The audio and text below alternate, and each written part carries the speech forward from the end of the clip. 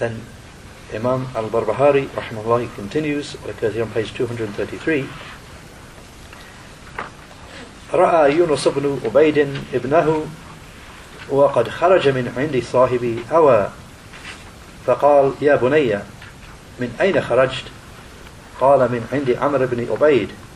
قال يا بني لأن أراك خرجت من بيت خنثى أحب إلي من أن أراك تخرج من بيت فلان وفلان ولأن تلقى الله يا بني زانيا فاسقا سارقا خائنا أحب إلي من أن تلقاه بقول أهل الأهواء ألا ترى أن يونس بن عبيد قد علم أن الخنثى لا يضل ابنه عن دينه وأن صاحب البدعة يضله حتى يكفر.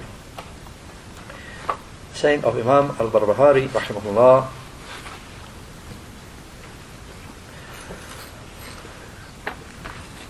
Yunus ibn Ubayd saw his son come away from the company of a person of the innovated sects. So he said, "O my son, where have you just come from?" He replied, "From being with Amr ibn Ubayd." He said, "O my son, that I should see you coming out from the house of a khuntha, hermaphrodite. One has got the equipment of a man and a woman.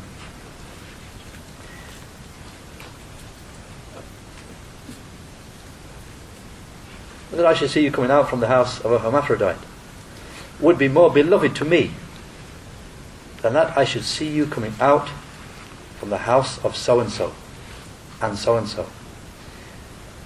And that you should meet Allah, O my son, as a fornicator, a major sinner, a thief, and a treacherous person would be more beloved to me than that you meet him with the saying of the people of the deviant sects."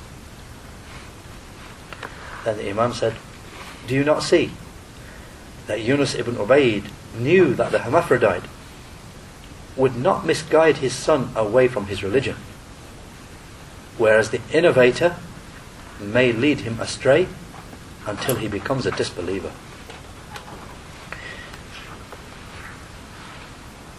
Just as a small side point here with regard to the Tabi'i who was mentioned, and he was Yunus ibn Ubayd,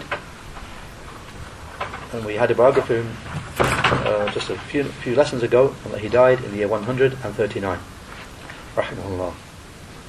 Shaykh Fawzan said in the explanation, he said his saying "Ra'a Yunus ibn Ubayd ibnahu وقد خرج من عندي صاحبي هوى فقال يا بني من أين خرجت قال من عندي عمرو بن عبيد." That Yunus ibn Ubayd saw his son having come out from the presence of a person of innovation. So he said, "O my son, where have you just come out from?" He said, "From the presence of Amr ibn Ubayd." Shaykh Fawzan said Amr ibn Ubayd, he was the Shaykh of the Mu'tazila, the Shaykh of the Mu'tazila. قال يا بني لأن أراك خرجت من بيت خنثى أحب إلي من أن أراك تخرج من بيت فلان وفلان. He said, "O my son, that I should see you come out from the house of a khuntha, half male, half female, would be more beloved to me than that I should see you come out from the house of so-and-so and so-and-so." And Shaykh Fawzan makes a point here and says, this word is not clear. I mean, in the manuscripts and different versions of the book, printed versions, this word is not clear. Khuntha, literally hermaphrodite, half man, half male, half female. And in some of the versions of it, min bayti hiti, this from the house of a Hiti, and they differ about what is meant by Hiti. So Shaykh Fawzan said, so this is not clear also. I mean, this second word here is not clear. I mean, exactly what is meant, if the word is khuntha, this hermaphrodite, half male, half female, exactly what the meaning is is not entirely clear. And if the word is heaty, then it's even more so. The word is not clear what is meant by it. But the Shaykh makes the important point anyway. He said, however, what is intended is that you do not sit with the people of innovations. So if you were to come out from the house of a person of Sunnah, but he is a sinner, this would be less serious, this would be easier than you're sitting along with a person of innovation. This is what Yunus was warning his son against, because he had sat with Amr ibn Ubayd, the head of the Mu'tazila. So he's sitting with a Muslim who was a person of the Sunnah, even if he had deficiency in his religion. This would be easier and less harmful than his sitting with an innovator. And even more so, Shaykh Fawzan mentioned an important point here, which is something that people very often ask this question. The Shaykh said, and even more so, at-ta'allum, even more so learning from him. In sitting, if it's a matter of sitting with the innovator, that's more serious than sitting with a person of the Sunnah who's a sinner. More serious that you sit with the innovator. Then the Shaykh said, and even more so is the matter of learning. Do not learn from the people of the innovated sects and innovations and newly introduced affairs. Learn with the people of the Sunnah, with the ulama, the scholars of the Ahlul Sunnah, the scholars who are upon correct aqeedah. Just as Muhammad ibn Sirin rahimahullah said, in the famous tabi'i Muhammad ibn Sirin rahimahullah, just as he said, inna hadha al-ilma deen fanzuru amman ta'khudhu deenakum. He said, this knowledge is religion, so look carefully to whom you take your religion from. In the footnote, they mentioned reported by Muslim in the introduction to his Sahih. Shaykh Fawzan said, so if merely sitting has this danger, then how about learning with the innovators? I mean, all the danger that's been described here about just sitting with the innovators, then how about sitting with them and learning from them as well on top of that? So how about learning from them, from the innovators?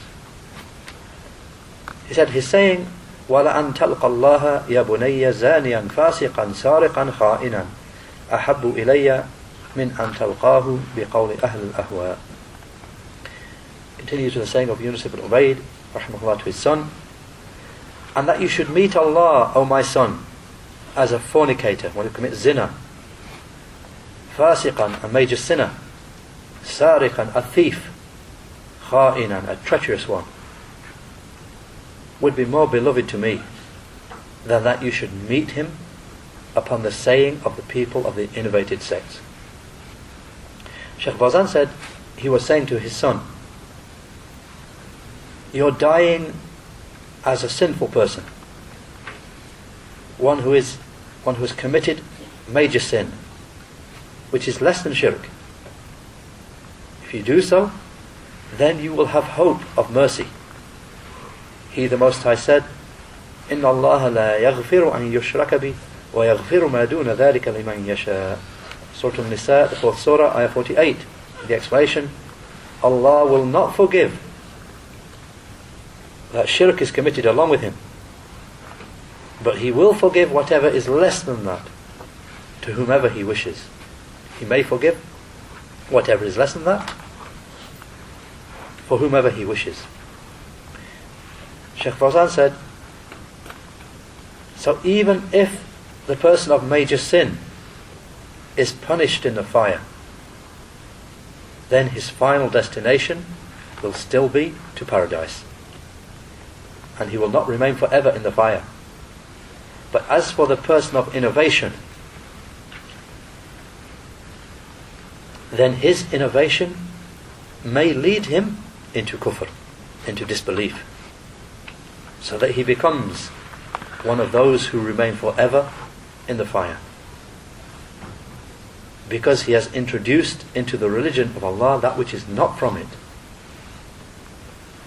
Whereas the sinner, he does not say that his innovation is, he does not say that his sin, the sinner does not say that his sin is religion, is the religion. So you're dying upon sin, even if it is a major sin, which is less than shirk, is something less serious than you're dying upon bid'ah, upon an innovation. This speech is very clear. Then Shaykh Fawzan Hafidhullah finished by saying, ألا ترى أن يونس بن عبيد قد علم أن الخنثى لا يضل ابنه عن دينه وأن صاحب البدعة يضله حتى يكفر. He said, do you not see that Yunus ibn Ubayd, he knew that the khuntha, the hermaphrodite, half male, half female, he would not misguide his son away from his deen, from his religion. Whereas the person of innovation, he may misguide him until he becomes a disbeliever. Shaykh Fawzan said, this is the hikmah, this is the point of wisdom in his not sitting with the innovator. But as for sitting with a person of the Sunnah, even if he is deficient in his religion and in his iman, then the harm which will come about through sitting with the innovator is worse, is more severe than the harm which will come about through sitting with a person of the Sunnah who is a sinner. Because the person of innovation, he will invite towards the innovation and towards opposing the book and the Sunnah. Whereas the sinner, he will not warn you against the book and the Sunnah. He will not warn you against following the Sunnah at all. So here is the difference between how this matter is understood and how this matter is understood. So the most that will occur, if you sit with a sinner, the most that will occur then is that he may cause committing that sin to seem pleasing to you only. But as for his warning you against the Sunnah, then no. If you sit with a sinful person, a sinful individual, the worst that will happen there is he'll end up inviting you until you commit the same sin that he's upon. But he won't warn you against the Sunnah. Then the Shaykh said, he will not warn you against the Sunnah. Rather, he will show respect for the Sunnah and honour for the Sunnah, contrary to the mubtadi', contrary to the innovator. For he will not show honour for the Sunnah. And that's where Shaykh Fawzan ends explanation of this point. And just very quickly, from the explanation of Shaykh Salih al-Suhaimi, Hafidhahullah, then he gave quite a lot of explanation, and right at the end of it he said, the point, he said, so therefore, the intent in the author warning against this, warning against the innovators, is that he did not intend to reduce the seriousness of the affair of sins. So indeed, sins, ma'asi, sins are dangerous, and they may corrupt the heart, and they may lead to hardness of the heart, and even to its being locked, and towards disbelief in Allah. But no matter how serious the sins are, then they are less dangerous than innovations, that which splits the unity of this nation, and that which a person does claiming that he is performing the religion, taking it as something which draws him closer to Allah, the Perfect and Most High.